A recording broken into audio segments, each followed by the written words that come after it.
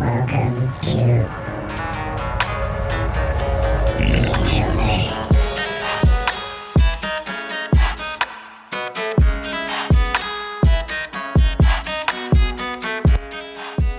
I'm using Brave browser myself, but I know it's just And it's working? incognito. Yes. Oh, that's fantastic. So Brave is just an incognito version of Chrome. I use Brave as well. Hollipop, look at that. can you hear us? That feels like another no.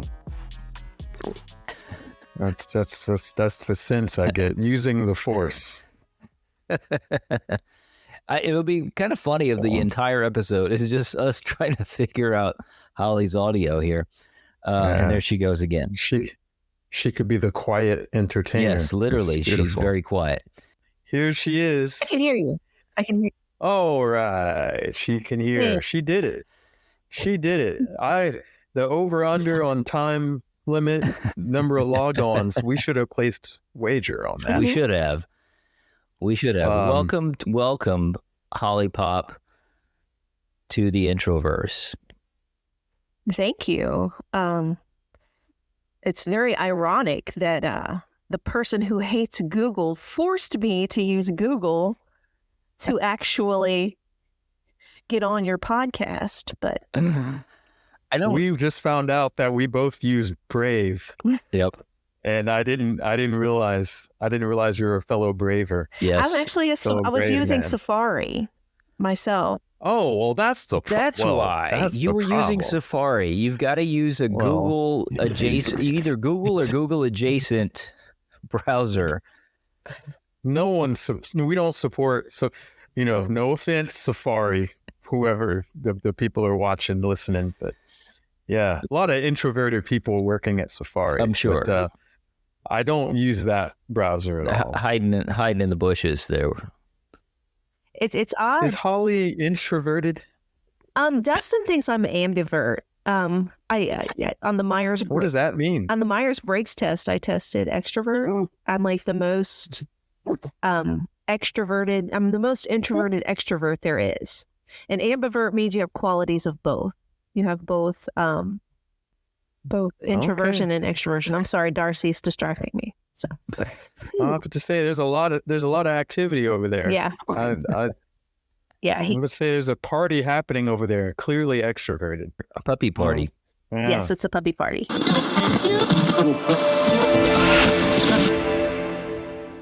Well, I learned to drive on my sister's Nissan Maxima. Well, I guess it was my dad's. Yeah. But my first car that was kind of my responsibility was it was a Nissan. We were a Nissan family for a while. Clearly, yeah. And so I had the truck. Something to drive. Yep. I forget the model of this truck. 92 something. Get you where you need to go. Yeah. And I used that truck. I delivered a lot of pizza. Used to work at Papa John's Pizza. And so that was my first car. I used that car, which was a truck, to deliver a lot of pizza. And then we actually put a cab over the bed of the truck. And that's when I started doing my first DJ gigs. Nice. I worked at Disc Jockeys, etc. It was a mobile DJ company. And I used to have to I'd go to like a storage shed and pick up this big PA system and speakers, run it into the truck and so on. Yeah. Anyway, that's my first car was a truck. There you go. I didn't get a truck until much later. My first car was given to me by one of my grandfathers. This thing was a death trap. It was a gray Pontiac Sunbird, and I want to say it was an 84. Man, this thing, I delivered pizza in it until it completely died on me, but it was so many embarrassing moments at red lights and stop signs where this car just died on me, and I would just be horns blowing, people screaming profanities at me. I ran into a ditch in it once, couldn't stop, couldn't turn the wheel. Everything locked up, and I just went into a ditch. It was an awful vehicle, but it was my first vehicle. And the first time I got behind the wheel of it, and I started the ignition, and I went for a drive by myself, no other adults with me. It was the greatest experience in my life. One of the greatest experiences in my life. Just like, this is my car. I'm driving my car on the road. Just an incredible sense of freedom. Were you a bike rider? A little bit. I was. Bicycle? I was big time bike rider. I was riding my bike everywhere. My first one had like teddy bears on it. I got it for being student of the month. My dad bought, but my brother stole it. But anyway, that's another story. What? What to say? That was a yes or no question. No, but the reason I ask, I'm just kidding. No, the reason I ask is because did you ever ride your bike far enough to like further than you thought you would, like places that only you would go in a car? Oh yeah, definitely. Because I remember I love that Video Barn keeps getting these references in this podcast, but my first bicycle trip to Video Barn, so that's the freedom I felt. The same feeling you're feeling. Yep. I got on a bicycle when I rode all the way into like town on a bicycle to get to go to Video Barn. And I was just like, man, I'm in the city, in downtown Millington. I'm in here. Nice. And it was a special time. Well, Holly, you didn't let us know what your first car was. My first car was the exact same car as you had, a 1986 Pontiac Sunbird. 86? Yes. Well, I think I had an 84 or an 85. Yes. Because you catfished me into thinking you also had the exact same first car. Well, based on the 84, they changed the hood in 86, and it looked a little less cool. It didn't have that old, like the early 70s, late 70s rather, Sunbird had this very specific angular lights, and the hood sort of came to a point, and there were these more kind of jagged, I don't know how to describe it, but you can see it in photos. And when you look at the 86, it doesn't have that front, and mine definitely had that front. So I'm thinking mine was a few years earlier than yours. I don't know. Mine was $900 and in somebody's front yard. My dad was delivering pizzas because he had quit being a teacher. He saw this old car in this lady's yard. Well, it wasn't that old back then. And he said, "What are you doing with that car?" She said, "Nothing." He said, "I'll give you $900 for it." And then he made me save up the money. Well, I had money saved up, so he made me give half of the money for it, and then he paid the other half. So nice. We had such generous relatives, because my second car was given to me by my other grandfather, and he purchased it for $2,000 at a dealership because my Sunbird had completely died. It was dead. It was kaput. And this second car was a turquoise Geo Metro. the Geo Metro was basically a golf cart. It was a glorified golf cart is what it was. And no one could see this car, apparently, because I got rear-ended like 4 times in it. I'm not even kidding. Like, people just run into it. I'm stopped at a red light, just run into me. My mom got in an accident in this car as well, because, again, I don't think people saw it, especially if they were in, like, big trucks, you know, and they come up behind it and they just bump into you. Did your mom teach you how to drive? Who taught you how to drive? I took a course. It was a driving course. And I don't want to say that they taught me how to drive. Domino's Pizza taught me how to drive. That because look, I knew how to drive enough to get my license, but the experience, you know, because all those hours of experience with a guy sitting next to you saying, "Oh, make sure you put on your blinker, make sure you know," that doesn't teach you how to drive. When you are in the thick of it, trying to find a damn house in the middle of the night, you know, with pizza getting cold on the passenger seat, and you're like, urgency. This is pre-GPS, people. Of course, I know what you're talking about. That's where you learn how to drive.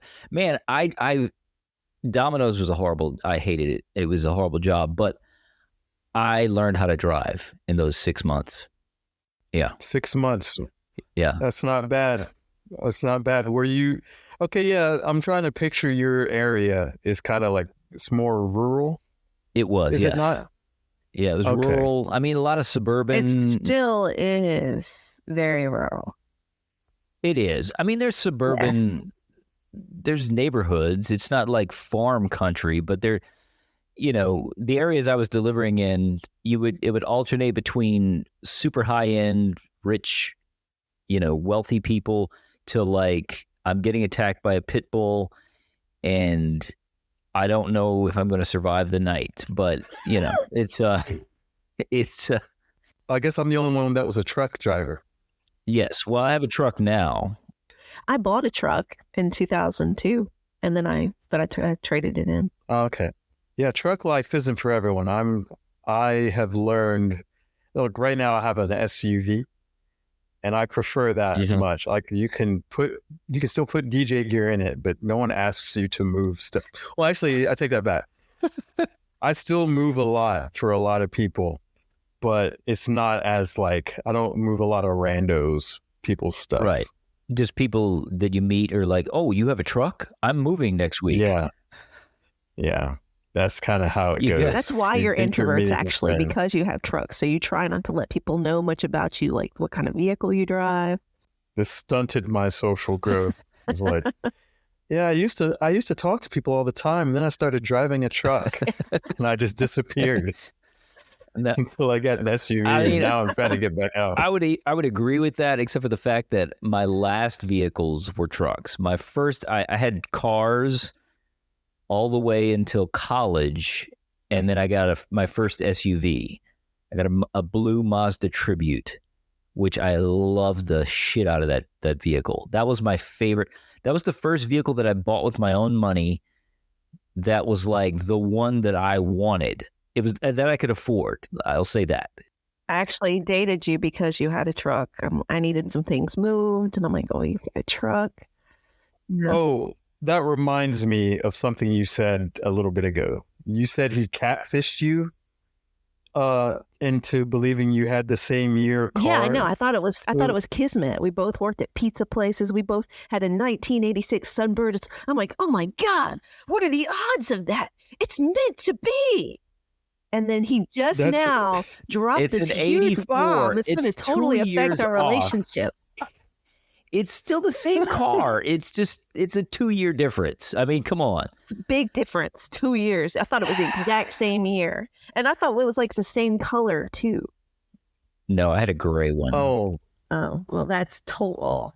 What color was yours? It's a deal breaker.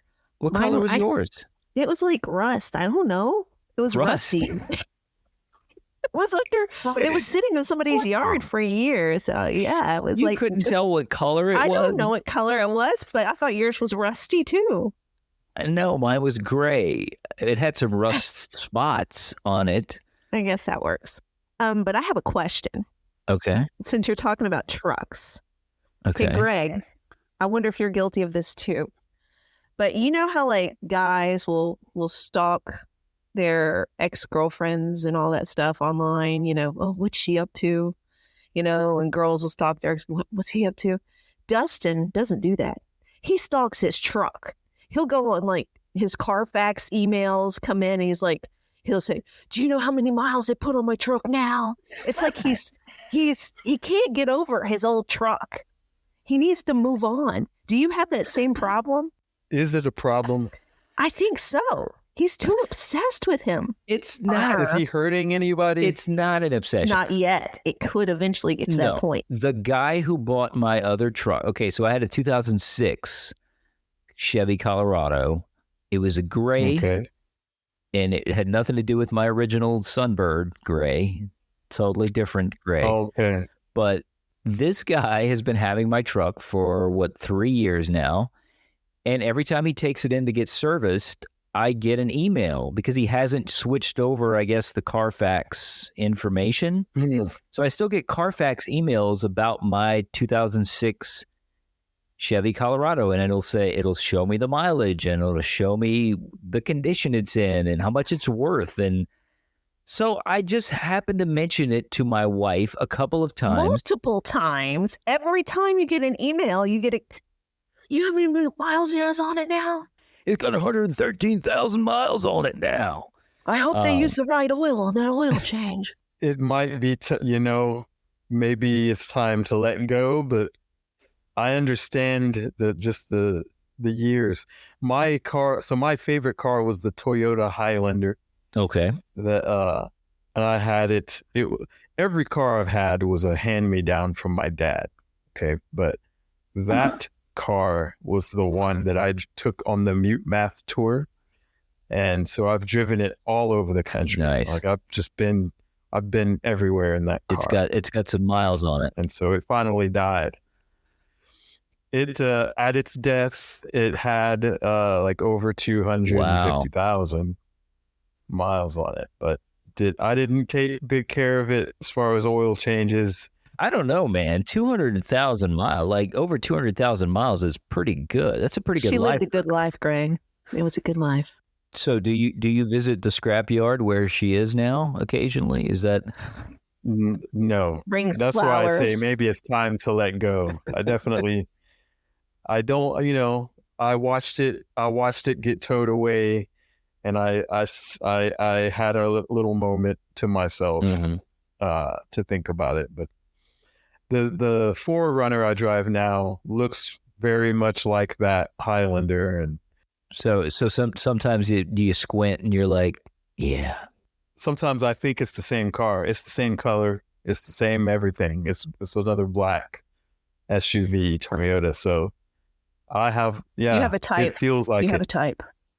I have a type in this case. Definitely. I found my type. The Chevy Colorado. I had a gray one, and when it was 7 years old, I had about 80,000 miles, and they were telling me they were going to give me a ton of money for trade-in.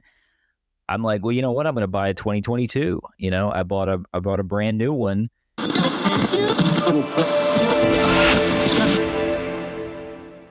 Yeah. Greg, Holly, you weren't here, but Greg told us about this horrific car accident he was in a few episodes ago. I'm just curious if anybody has been in any less intense fender benders. Oh, well, 1996, I had just gotten my car, and this is the first time I went to get gas, and I didn't know how close to pull up to the gas pump. So I ran into the gas pump, and I knocked it off. And I thought I broke it. So I hurried home because I was scared of getting in trouble.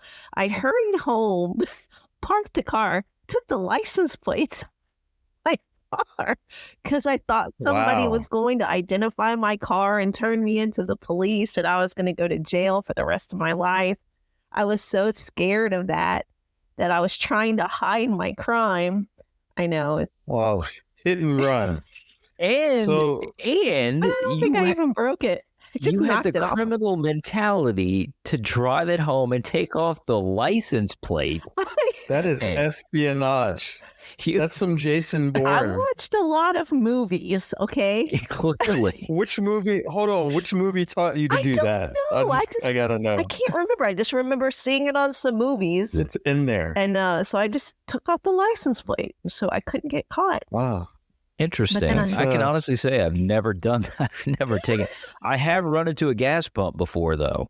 Well, not so much the pump, but you know how they have that cement steps that the pump is on, like it's like a raised... I hit one of those too. Yeah, I ran into that the first time I went to a gas station with my car because I couldn't judge how long the hood was. You're like, it's the first time you're trying to weave around things, and you're like, yeah, I got that, and then no, I don't have it. And I just hit the cement, but no one was around, so I just kind of backed up and, See, I had witnesses. I had to take care of things. So yeah, I will say this: the first car that I bought with my own money was a burgundy Chevy Prism. Not a very attractive vehicle, but one of the first times I took it out on the road was at the front, and it was at the front of my parents' street. There was a red light, and to the left was a heart clinic To the right was a hospital. The heart clinic had a parking lot that sort of exited out onto the three lanes where the red light was. I was in the middle lane because I was going to turn left. I'm stopped. A car comes up behind me and stops. So there's a car in front of me. There's a car behind me.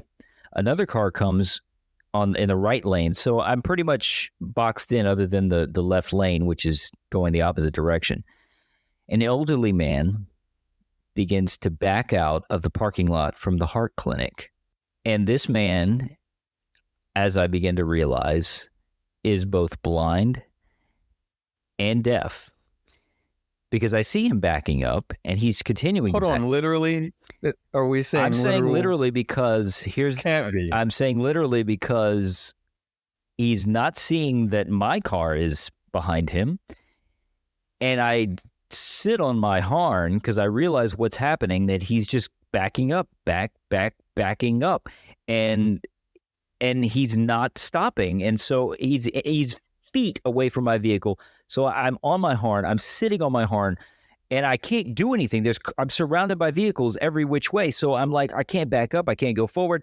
He hits my vehicle, but slowly, like a sloth, so slowly that it starts to lift my vehicle up off the ground. Because as he hits me, his car connects with my like above my tire, I guess, and it's like it's lifting my car up. So I'm like this. He's continuing to back up, and I'm sitting on the horn, and I'm like, "What are you doing?" And then he stops with my left wheel off of the ground, and I'm like, "No. Now you have to go forward, so that I can." Suffice it to say. Remind me how fast you were going. I was completely stopped. Parked. I was stopped at a red light. Okay. Stopped at a red light. Yeah, so this guy, and look, like I said, he wasn't driving quickly. He wasn't driving fast. It was a slow, like, crunch into my vehicle and then lift it up off the ground. And I was it was literally the first time I took my car out. I just bought it. I was so pissed off. I mean, the guy, and look, and he got out, and he was a very elderly man, and I kind of felt bad for him, but at the same time, I'm like, this is my new old car, man. You just, what are you gonna do? You just got to take deep breaths, and it was a horrible experience. Not as bad as Greg's Taco Bell experience. No, of course not. No, that was. Oh, you heard about this? I listened. I haven't even explained how that accident happened. But the truth is, like I said, I was not driving. Yes. I was in the driver's side rear seat when this happened. Okay, yeah. So there's a gas station on the right, and a car pulled out in front of us to try to get out into the road. And in the pullout, our driver, swerved into the left or the oncoming traffic lane to miss this car. Oh. But then, of course, we're in oncoming traffic. So he tried to pull back real quick to avoid oncoming traffic. And then we still hit this car that came out. And the sudden switch and pull back plus the impact knocked us to where we flipped a couple of times. And it felt like a roller coaster. If you've ever been on a roller coaster that does the flip, that was the sensation I felt as the car was tumbling. It all kind of was a blur, but I just remember we landed on my side, was on the ground, kind of like on the side. And then I pulled myself out from the rear view window that had busted out. And I just had glass. I remember there was glass all on my head and on my hands because I used my hands to pull myself. And no one else had glass. I don't know how they did that. I was upset about that. But it looked great, I guess, for pictures or people driving by. It was pretty awesome. Yeah. But I've only been in one accident driving where it was my fault or anything. So y'all hitting your gas pumps out there in the country. I don't know what's going on there. I wasn't in the country. I was in the city.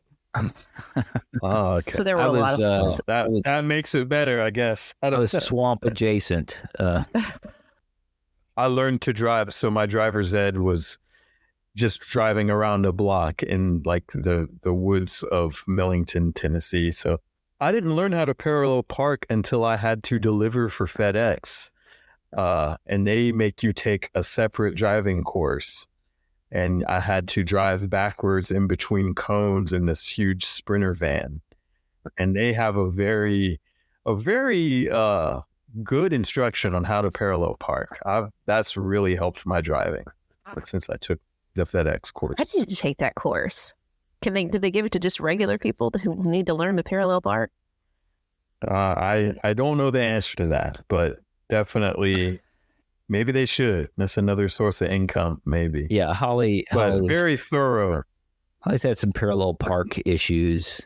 There are places I want to go, but I can't because I know when it's parallel park, and I'm like, I guess I'm not going to go to New Orleans because, there are like some spots you have to parallel park, and I'm like, no. The crash course is you drive up to the car that you want to park behind, get like right next to it, parallel, right? And then you use the mirrors and turn until you see the entirety of the car behind you in your driver mirror. And then that's when you cut the car and start straightening it up. And then that's it, really. And you can do it in like you do it in basically 2 moves. So you stop, you back, boom. And sorry, it's all the mirrors. The mirrors really do it. It's all about the mirrors. I did find that my driving course, they set up 2 garbage cans and I had to parallel park between them. And he was giving me the, like once you see this can, that's when you turn your wheel. But the problem is cones. They had to use garbage cans. Yeah, it was garbage cans. I don't know. It was, this guy had a course. It was probably suspect. I don't know. My parents signed up for it. But it's not one of those things that I do a lot. And so it's like anything, you forget, you know what I'm saying? Like you haven't done it in a while. Like it had been years since I had parallel parked. And so when I do it, I have to sort of rethink about that moment. Like, oh yeah, okay, the garbage can was right here and I was turning, it's like you got to go through the process again. And I will still second guess, like, okay, that if it's a really tight squeeze, I'm like, I'm not going to try that, especially in a busy area. I don't like having people waiting for me. I think that's another introvert thing. I can't stand having people waiting for me to do something. If I'm in front of somebody in a line and I'm not sure what I want on a menu and I know somebody's waiting behind me, I'll be like, you can go because I don't know what I want yet. This is like a 30 option menu. I'm just gonna. Well, that's just being polite. It's not. No, polite, it has nothing to do with... Wait a second. So you don't know what you want to eat before you get there? Well, look. That's the real mark of an introvert is I pick the place based on what I want to eat. Well, then by the time I get there, I know what I want. Okay, but that's true. That's true. That's why I'm here. But this is when that happens, is when I'm on a vacation where I'm in a strange place and we go to a new restaurant or like a new restaurant chain that, it's like a fast food chain. And I'm like, I never heard of this. What's Bojangles? I don't know what that is. So when you walk in, you're like, I don't know what this place is. What am I going to get? And there's people behind you and they're like, I know what I want to get. I'm getting a number 5. And I'm like, there's 7 numbers. Which one am I going to get? So I will sometimes say, you can go in front of me. I'll do that. Yeah. Don't you find that I'm not arguing with you? I don't think. I know every chicken place is kind of the same. It is, yes. Every burger place is kind of the same. And I order the same chicken thing at every chicken place. Okay. And I order basically the same toppings on a burger at every burger place. Okay. So like I go to Five Guys and I get the same thing I would get at like Hugh Babies. And I would get the same thing that I would get at like In-N-Out or whatever. I'm trying to think of an example. I know it. Popeyes, I get the same thing I would get at KFC, and I get the same thing that I would get at, you said Bojangles, Churches, Bojangles, all that stuff. Factory. Yes, Holly. Cheesecake Factory is a very difficult restaurant to navigate because there is a lot and that's why I don't go there. Of stuff on that menu. There's like a 12-page menu, It's and like then there's the cheesecake menu. It's like a novel. which is a sign of a great restaurant, by the way. The bigger the menu, I hear, the better the restaurant. I'm being sarcastic. Gordon Ramsay. No. I'm being sarcastic. That is. Are you being sarcastic? Yeah, I thought Gordon Ramsay made people. It's the opposite. It's the shorter the menu, the better the restaurant. It's like, oh, they only make 5 things and they're all amazing. Cheesecake Factory is pretty good. They're no, I'll give you a perfect example. We went to this place called Your Pie for the first time, and they have it's like Subway but for pizza. Okay. And they had like preset pizzas you could get plus customize it, or you can just completely customize your pizza. However, any toppings you possibly could want on a pizza, you can get it on this pizza. It was a lot. It was like 5 pages. It was like 5 menu cards of stuff you had to read before you get up to the woman who's taking the order, right? 4 people behind us. I'm like, you guys can go ahead because I'm still reading this. It's not going to be anytime soon. I'm still reading. I'm trying to figure out this whole system. I just introverted. I don't like having people waiting on me. So your pizza toppings is pretty, you like to know every possible combination? Well, they had a lot of options here. Like you could There's get a lot of permutations here. Yeah, it was like Alfredo sauce, or do you want marinara sauce? You want no cheese? You want vegan cheese? You want... Mm-hmm. Yeah, exactly. That's a huge decision. I'm just picturing in my mind that decision process, because for me, I just know before I walk in the building what kind of pizza I want. Okay. And it's hard to surprise. It's really hard to surprise me on like, especially pizza. I was like, okay, I know I want cheese with pepperoni and maybe some meats, maybe some bacon. Right. And what's the quickest way I can get this pizza that I've already had in my mind? Right.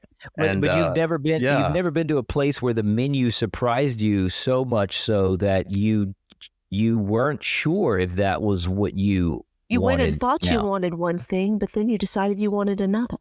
Exactly, because you were like, I didn't know Alfredo was even a choice here. No, I think it's like, oh, Alfredo, who would want that? And then I just go back to I know.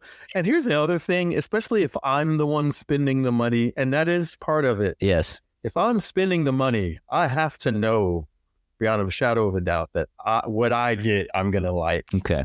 And I don't have time to be wasting and, taking a gamble. Right.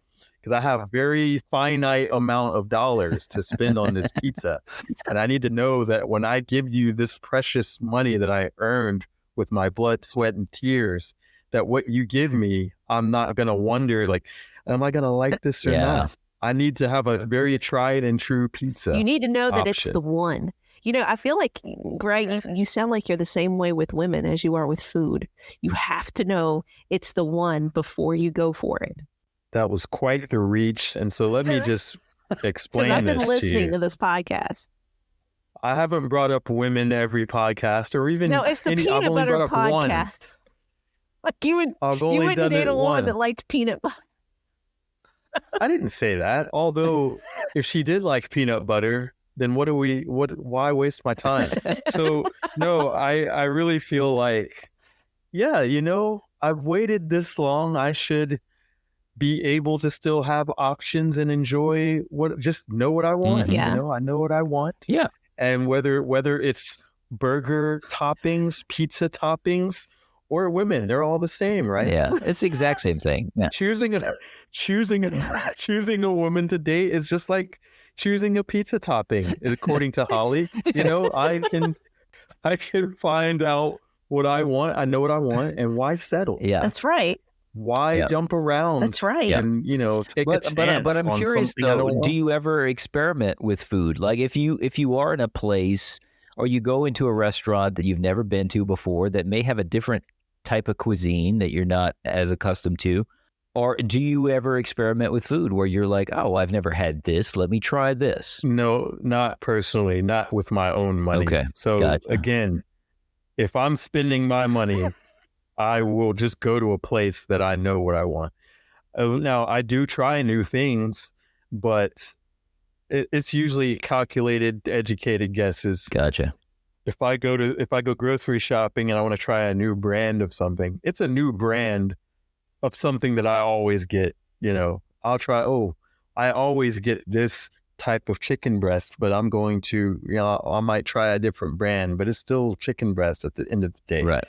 If I'm out and someone's like, hey, you should try this, it's my treat or whatever, then I might say, okay, well, I don't normally do this, but let me try the barbecue sauce sliced pizza, blah, blah, blah, and then see what I like about it, or if I don't like it. And if I don't like it, I don't feel like I just, how many hours of work did it take for me to get this meal that I don't like? That's where my brain goes. Yeah. No, I hear you. So I understand. Yeah.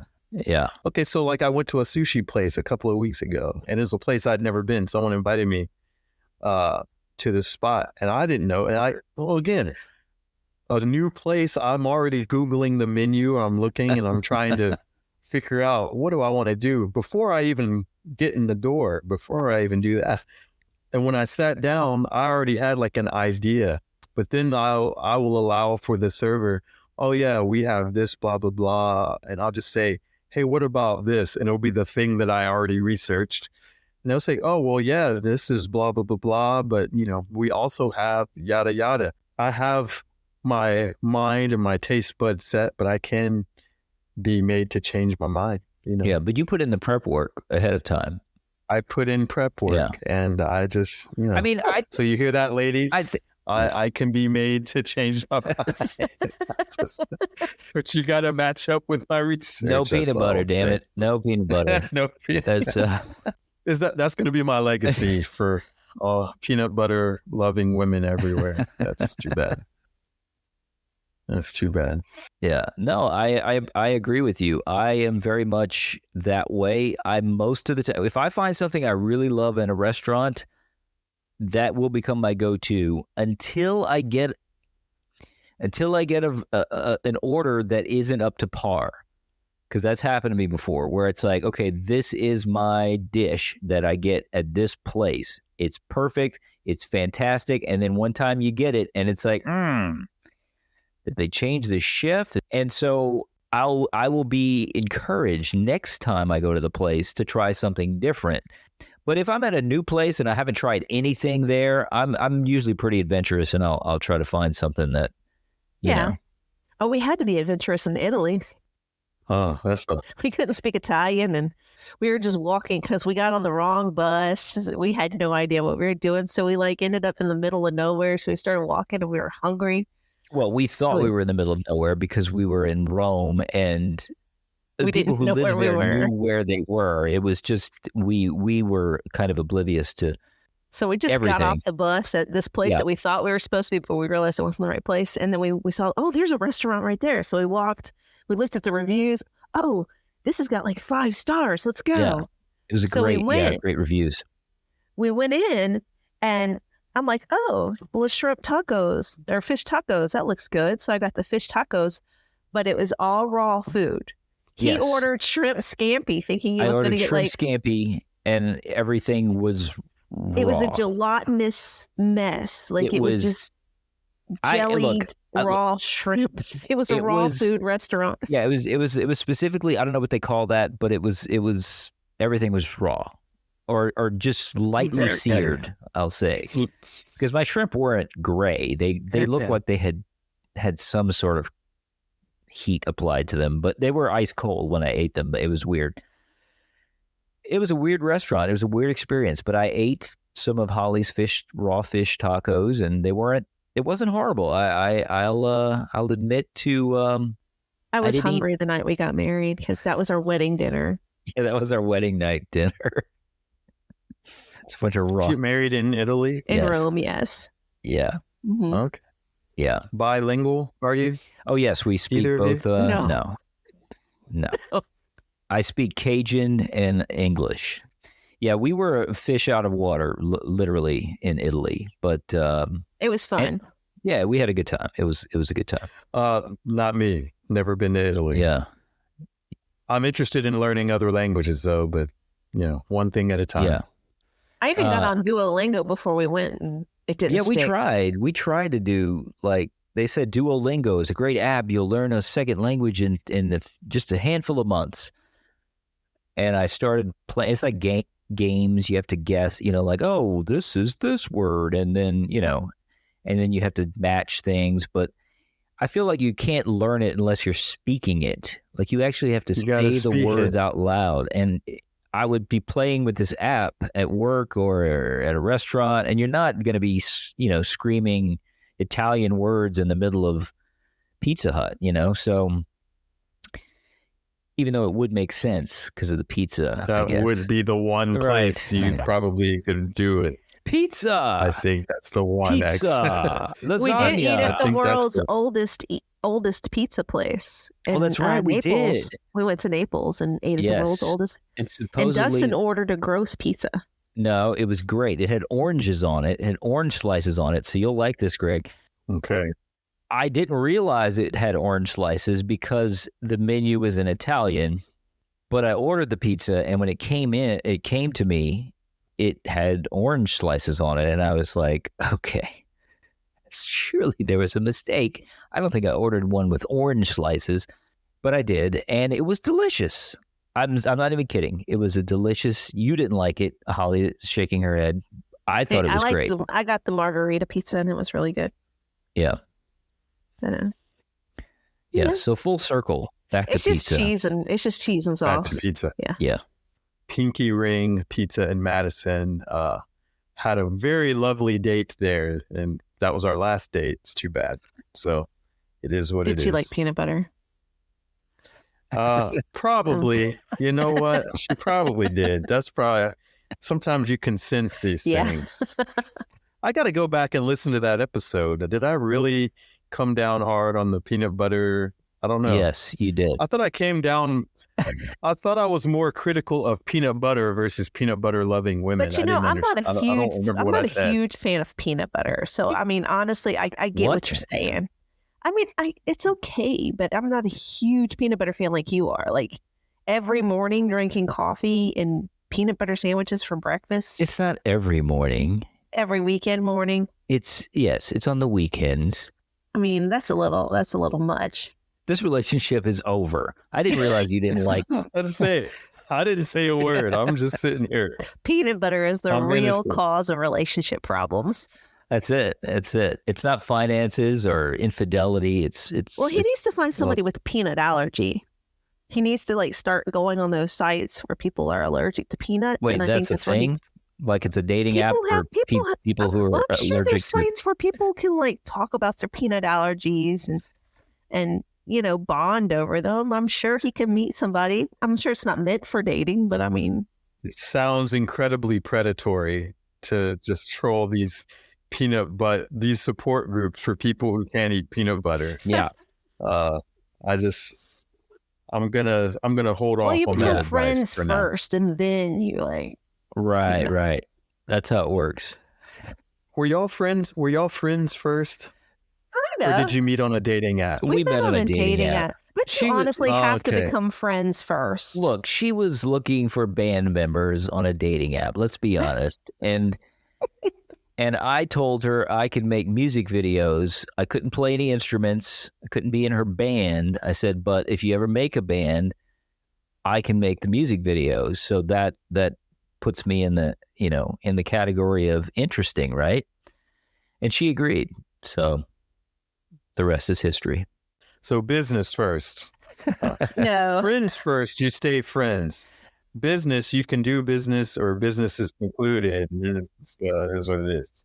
No. It was definitely not friends first. Maybe, yeah.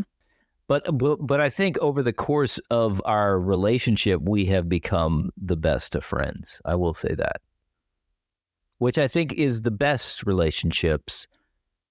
You have to be friends. You can't just be romantic partners, because I feel like, not to say that gets old, but it does get old. If that's all you do, I love you too, darling.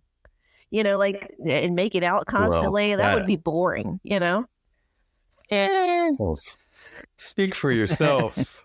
Yes, you need to do another podcast with some That's women, and y'all another can talk about how episode. boring That's that a is. totally other episode. Yeah, What is the optimum makeout length level? especially for some Christian guys who learned that making out is much This is the devil's business. as good. It's yeah. I'm a make out person. Put that on the podcast. There's nothing wrong with making out, but if that's all you do, you know what I'm saying? You don't you can't even go to the bathroom without making out. So I've got to go. You got to go take a dump, and then you're like, but I want to make out with her. I mean, you can't. You do that. made that weird. You made it.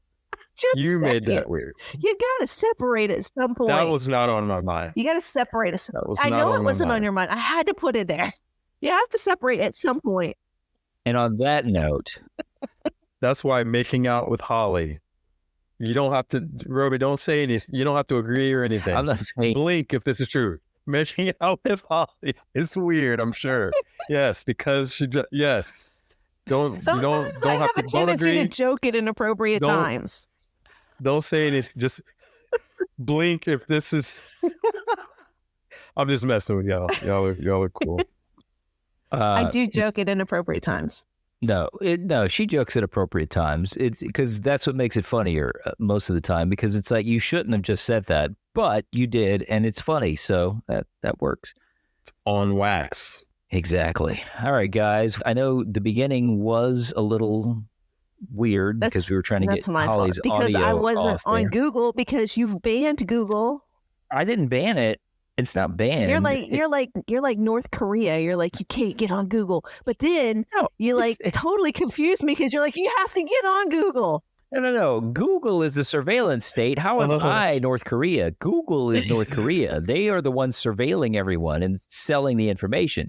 I'm trying to extricate myself slowly from Google so that I'm not involved in Google all day, every day, and they know all of my business. That's it. That's all I'm doing. Why does Google care about you, Dustin? What are you doing that makes Gus This is are you that way about Google too, Greg? In the country. Listen, Google knows everything about you. Yeah, but I'm not that interesting. They know more than the government. Oh yes. The government wants Google to tell them about you. You think the government's that organized, guys? They don't know. Do you know who's more organized than the government? Google. Yeah. It's convenient. It's great, but that's why they make it convenient. It's all on the cloud. It's all saved for other people can go and look at your stuff. If I'm writing a novel, I don't want it in the cloud. Like, I'm sorry, I want to keep it on a hard drive on my computer until it's done, and then people can see it. But it's just so Chat GPT can't steal your work. Hackers, yes, exactly. Chat GPT can steal it. Hackers can steal it. You bring up a good argument, I have to admit. I concede.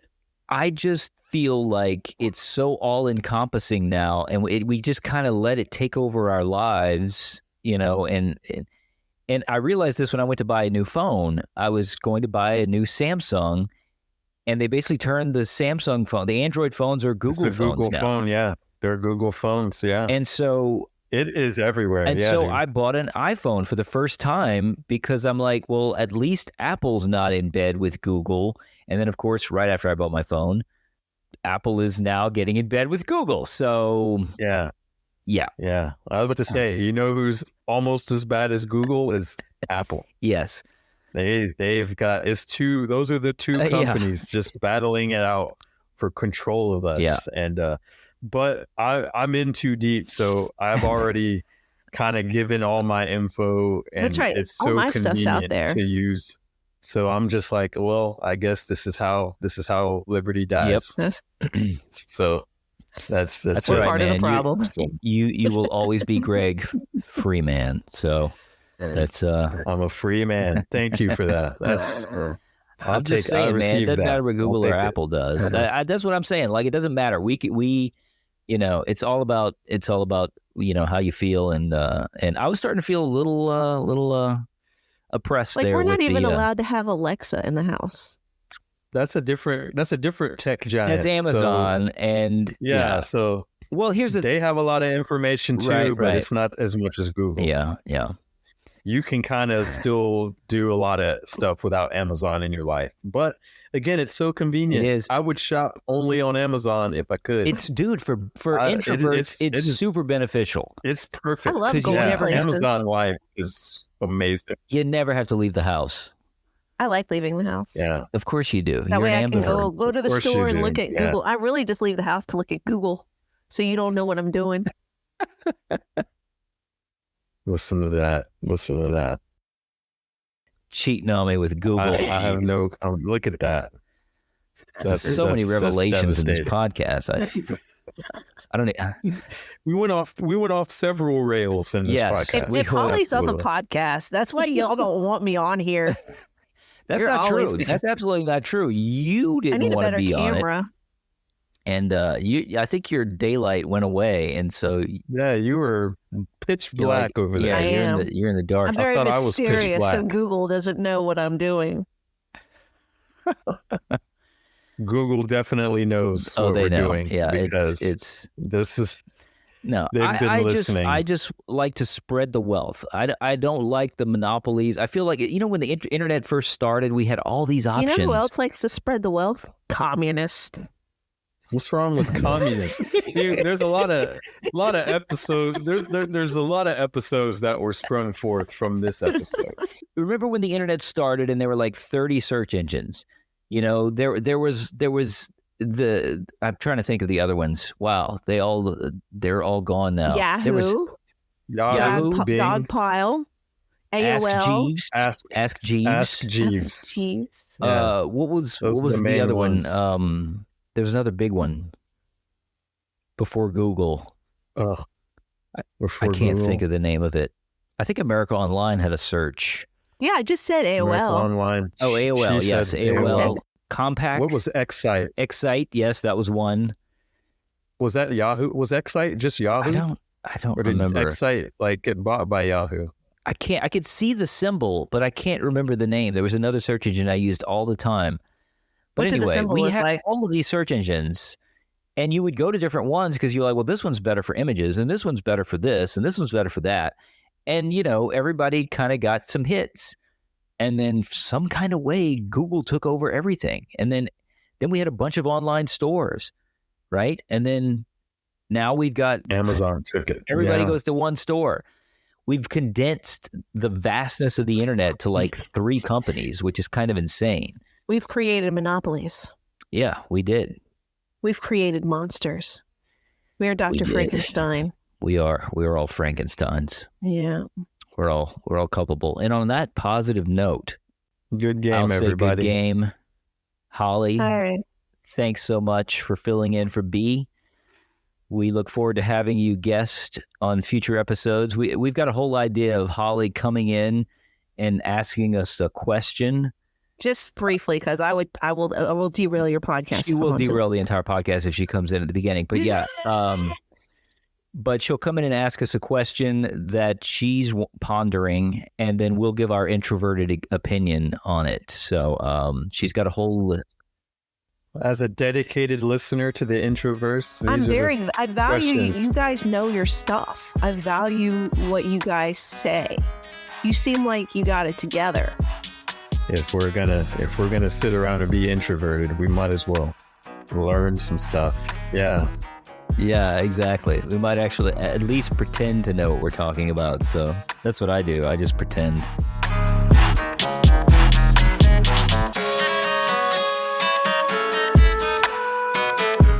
Hey, Robi here. Catch new stuff from the Introverse every Monday on Apple Podcast and Spotify.